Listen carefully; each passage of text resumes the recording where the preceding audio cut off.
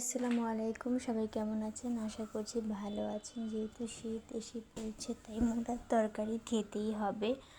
আর আমার চিংড়ি মাছ তো অল টাইম ফেভারিট, তাই এই মোলার তরকারি আমি আমার আম্মুকে বলি যে চিংড়ি মাছ দিয়ে রান্না করা।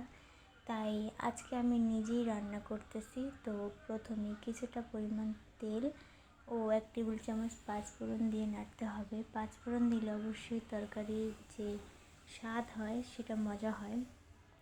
কুচি করে রাখা পেঁয়াজ 1 টেবিল চামচ, আদা রসুনের পেস্ট দিয়ে ভালো করে নাড়তে হবে এবং পেঁয়াজটা একটু লাল হওয়ার সাথে সাথে পানি দিয়ে দিতে হবে যেন পুড়ে না যায়।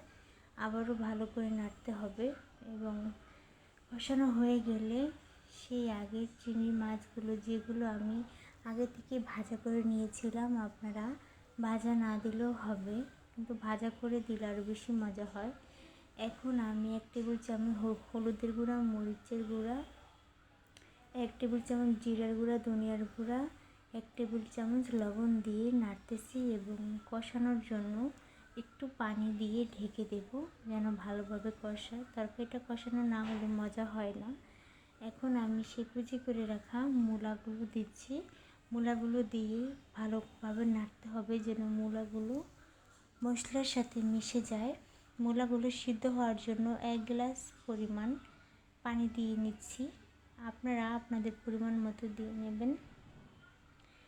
আর যদি মূলাটা না হয় তাহলে আরেকটু পানি দিয়ে আবার ঢেকে দিতে পারেন। আমার মূলা অতটুকু পানিতেই সিদ্ধ হয়ে গিয়েছে কিনা আমি তা এখন চেক করতেছি।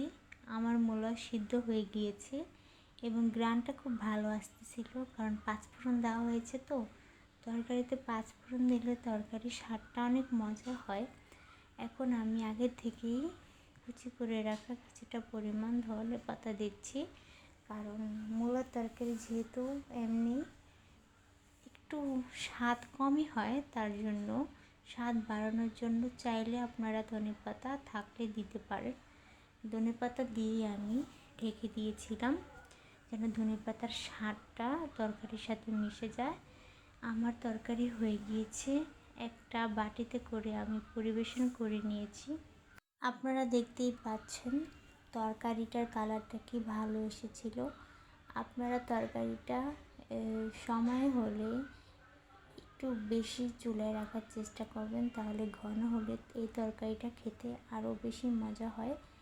আর চিংড়ি মাছ বাদেও অন্যান্য মাছ দিয়েও রান্না করা যায় মূলার তরকারি, কিন্তু যেহেতু চিংড়ি মাছের স্বাদটা একটু অন্যরকমই, চিংড়ি মাছ যে তরকারি দিয়ে রান্না করা হয় তরকারিটা মজা হয়। আর আমার যেহেতু চিংড়ি মাছ অনেক বেশি ভালো লাগে, তাই আমি প্রায় তরকারিতেই চিংড়ি মাছ দিয়েই তরকারি রান্না ট্রাই করি। আশা করছি তরকারিটা ভালো হয়েছে, আপনারা বাড়িতে রান্না করবেন। আল্লাহ হাফেজ।